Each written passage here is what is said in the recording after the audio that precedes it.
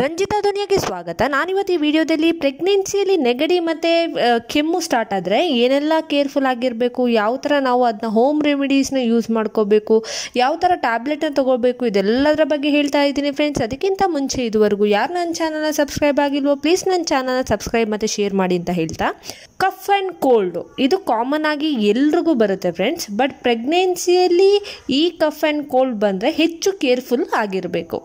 So ಯಾಕೆ ಅಂತಂದರೆ ತಾಯಿಯ ಜೊತೆ ಮಗುನೂ ಬೆಳೀತಾ ಇರೋದ್ರು, ತಾಯಿಯ ಹೊಟ್ಟೆಯಲ್ಲಿ ಮಗುನೂ ಬೆಳೀತಾ ಇರೋದ್ರಿಂದ ಸೊ ಏನಾದರೂ ತಾಯಿಗೆ ಎಫೆಕ್ಟ್ ಆದರೆ, ವೈರಲ್ ಇನ್ಫೆಕ್ಷನ್ ಏನಾದ್ರು ಎಫೆಕ್ಟ್ ಆಗಿದ್ರೆ ಅದು ಮಗುವಿನ ತನಕನೂ ರೀಚ್ ಆಗ್ಬೋದು, ಅದು ಡೇಂಜರಸ್ ಲೆವೆಲ್ಗೂ ಹೋಗ್ಬೋದು. ಸೊ ಯಾಕೆ ನಾವು ಈ ಥರ ಡಿಫ್ರೆನ್ಸ್ ಮಾಡ್ತೀವಿ?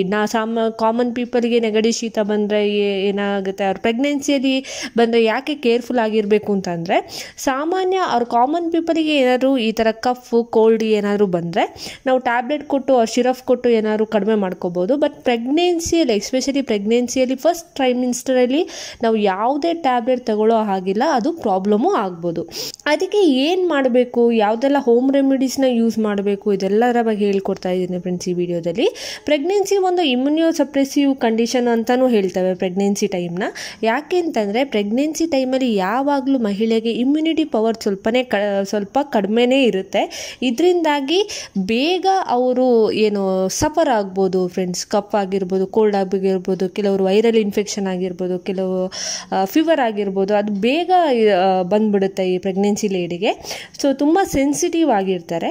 ಸೊ ಇದರಲ್ಲಿ ನಮಗೆ ಮೇಯ್ನಾಗಿ ನಾವು ಯಾರ್ದಾದ್ರೂ ಪಕ್ಕ ಕೂತ್ಕೊಂಡಿದ್ರೆ, ಯಾರಾದರೂ ಕಫ್ ಕೋಲ್ಡ್ ಸ್ನೀಸಿಂಗ್ ಏನಾದ್ರು ಮಾಡಿ ನಾವು ಅದರ ಪಕ್ಕ ಇದ್ದರೆ ನಮಗೆ ಬೇಗ ಅಫೆಕ್ಟ್ ಆಗೋ ಚಾನ್ಸಸ್ ಇರುತ್ತೆ. ಅದಕ್ಕೆ ಹೇಳಿದ್ದೀವಿ ಫಸ್ಟು ನಾವು ಜನಗಳಿಂದ ಸೋಷಿಯಲ್ ಡಿಸ್ಟೆನ್ಸ್ನ ಮೇಂಟೈನ್ ಮಾಡಬೇಕು. ಎಸ್ಪೆಷಲಿ ಈ ಕೋವಿಡ್ ಟೈಮಲ್ಲಿ ನೀವು ಆದಷ್ಟು ಡಿಸ್ಟೆನ್ಸ್ ಇರೋದು ಒಳ್ಳೆಯದು, ವಿತ್ ಡಬಲ್ ಮಾಸ್ಕ್ ಹಾಕ್ಕೊಂಡು ಕೇರ್ಫುಲ್ ಆಗಿರೋದು ಒಳ್ಳೆಯದು. ಅದೊಂದು ಮೇನು.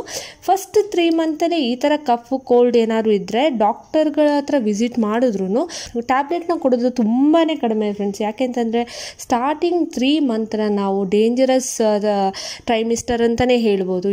ಮಿಸ್ಕ್ಯಾರೇಜಸ್ ಆಗೋ ಚಾನ್ಸಸ್ ತುಂಬ ಜಾಸ್ತಿ ಇರುತ್ತೆ. ಸೊ ಅದಕ್ಕೆ ಇದನ್ನ ಕೇರ್ಫುಲ್ಲಾಗಿ ನೋಡ್ಕೋಬೇಕು.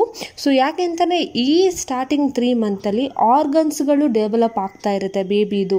ಸೊ ಇದಕ್ಕೆ ಆದಷ್ಟು ಎಲ್ಲ ಟ್ಯಾಬ್ಲೆಟ್ಗಳನ್ನ ಅವಾಯ್ಡ್ ಮಾಡ್ತಾರೆ. ಹಾಗಾದರೆ ಒಂದು ವೇಳೆ ಕಫ್ ಆ್ಯಂಡ್ ಕೋಲ್ಡ್ ಬಂತು, ಯಾವ ಥರ ಹೋಮ್ ರೆಮಿಡೀಸ್ನ ಹೇಳೋದು ಅಂತಂದರೆ, ಉಗುರು ಬೆಚ್ಚಗಿರೋ ನೀರನ್ನ ಕುಡೀರಿ, ಬಿಸಿ ಇರೋ ಟೀ ಆಗಿರ್ಬೋದು, ಬಿಸಿ ಇರೋ ಹಾಲು ಆಗಿರ್ಬೋದು, ಅದನ್ನ ಕುಡಿಬೋದು.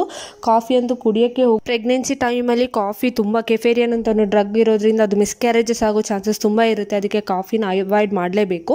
ನೆಕ್ಸ್ಟು ನಿಮಗೆ ಗಾಗಲ್ ಮಾಡ್ಬೋದು ಫ್ರೆಂಡ್ಸ್. ಉಪ್ಪು ನೀರು ಹಾಕಲಿ ನಾವು ಗಾಗಲ್ ಮಾಡ್ತೀವಲ್ವ, ಸೊ ಆ ಥರ ಮಾಡ್ಬೋದು, ಏನೂ ಪ್ರಾಬ್ಲಮ್ ಆಗಲ್ಲ. ಸ್ಟೀಮ್ ತೊಗೋಬೋದು, ಕ್ಯಾಪ್ಸುಲ್ ಎಲ್ಲ ಹಾಕ್ಬಿಟ್ಟು ಸ್ಟೀಮ್, ಬಿಸಿನೀರಿನ ಶಾಖ ಅಂತ ಅಂತೀವಿ, ಅದನ್ನ ತೊಗೋಬೋದು. ಅವ್ರ ವಿಕ್ಸ್ ಹಚ್ಚಿದ್ರು ಹಚ್ಬೋದು. ಆಮೇಲೆ ಕೆಮ್ಮು ಬರೋ ಚಾನ್ಸಸ್ ಇರುತ್ತೆ, ಸಿವಿಯರ್ ಕೆಮ್ಮು ಬರೋ ಚಾನ್ಸಸ್, ಇದರಿಂದಾಗಿ ಜ್ವರನೂ ಬರ್ಬೋದು. ಸೊ ಈ ಥರ ಎಕ್ಸ್ಟ್ರೀಮ್ ಲೆವೆಲ್ಗೆ ಹೋದಾಗ ನೀವು ಡಾಕ್ಟರ್ನ ಭೇಟಿ ಮಾಡಿ, ಅವರು ಕೆಲವು ಟ್ಯಾಬ್ಲೆಟ್ಗಳು ಪ್ರೆಗ್ನೆನ್ಸಿಯಲ್ಲಿ ಸೂಕ್ತ ಇರುತ್ತೆ, ಆ ಟ್ಯಾಬ್ಲೆಟ್ಗಳನ್ನ ಪ್ರಿಸ್ಕ್ರೈಬ್ ಮಾಡ್ತಾರೆ. ಸೊ ಡೈರೆಕ್ಟಾಗಿ ಜ್ವರ ಬಂತು ಅಂತಂದರೆ ಮೆಡಿಕಲ್ಗೆ ಹೋಗಿ ಟ್ಯಾಬ್ಲೆಟ್ನ ತಗೊಳ್ಳೋದಲ್ಲ, ಗೈನಕಾಲಜಿಸ್ಟ್ನ ಮೀಟ್ ಮಾಡಿಕೊಂಡೇ ಈ ಥರ ಟ್ಯಾಬ್ಲೆಟ್ಗಳನ್ನ ತಗೊಳ್ಳೋದು ಒಳ್ಳೆಯದು. ಸಿರಫ್ ತಗೋಬಾರ್ದು. ಆಮೇಲೆ ಕೆಲವು ಟ್ಯಾಬ್ಲೆಟ್ಸ್ಗಳಿರುತ್ತೆ ಫ್ರೆಂಡ್ಸ್, ಮೆಡಿಕಲ್ ಶಾಪಲ್ಲಿ ಸಿಗೋ ಟ್ಯಾಬ್ಲೆಟ್ಸ್, ಅದನ್ನೆಲ್ಲ ಅವಾಯ್ಡ್ ಮಾಡಲೇಬೇಕು. ಯಾಕೆಂತಂದರೆ ಪ್ರೆಗ್ನೆನ್ಸಿಯಲ್ಲಿ ತುಂಬ ಡೇಂಜರಸ್ ಅಂತಲೇ ಹೇಳ್ಬೋದು. ಸೊ ಅದಲ್ಲದೆ ಬೇರೆ ಇವಾಗ ಮೂಗು ಕಟ್ಟಿದೆ ಅಂತಂದರೆ ವಿಕ್ಸ್ ಹಚ್ಬೋದು ಲೈಟಾಗಿ. ಆಮೇಲೆ ಜಾಸ್ತಿ ಮಲಗಿದ್ರೆ ನಿಮಗೆ ಏನು ಬ್ರೀದಿಂಗ್ ಪ್ರಾಬ್ಲಮ್ ಸ್ಟಾರ್ಟ್ ಆಗೋದು ಅಂತಲೇ ಕೂತ್ಕೋಬೋದು. ಆಮೇಲೆ ಈ ಥರ ಬಿಸಿನೀರು ಶಾಖ ಈ ಥರ ಎಲ್ಲ ಕೊಟ್ಟು ಆಲ್ಮೋಸ್ಟ್ ಕಡಿಮೆ ಮಾಡ್ಕೋಬೋದು. ನಮ್ಮಷ್ಟು ನಾವು ಎಷ್ಟು ಕೇರ್ಫುಲ್ ಆಗಿರ್ತೀವೋ ಎಸ್ಪೆಷಲಿ ಸ್ಟಾರ್ಟಿಂಗ್ 3 ಮಂತಲ್ಲಿ ಅಷ್ಟು ಒಳ್ಳೆಯದು. ಇದೇ ಥರ ನಮ್ಮನ್ನು ವಿಡಿಯೋನ ಸಪೋರ್ಟ್ ಮಾಡಿ, ಲೈಕ್ ಮಾಡಿ, ಶೇರ್ ಮಾಡಿ, ಪಕ್ಕದಲ್ಲಿರೋ ಬೆಲ್ ಐಕನ್ನ ಪ್ರೆಸ್ ಮಾಡಿ. ಯಾಕೆಂದರೆ ನಾನು ಏನೇ ವಿಡಿಯೋ ಹಾಕಿದ್ರೂ ನಿಮಗೆ ಫಸ್ಟ್ ನೋಟಿಫಿಕೇಷನ್ ಬರುತ್ತೆ. Thank you.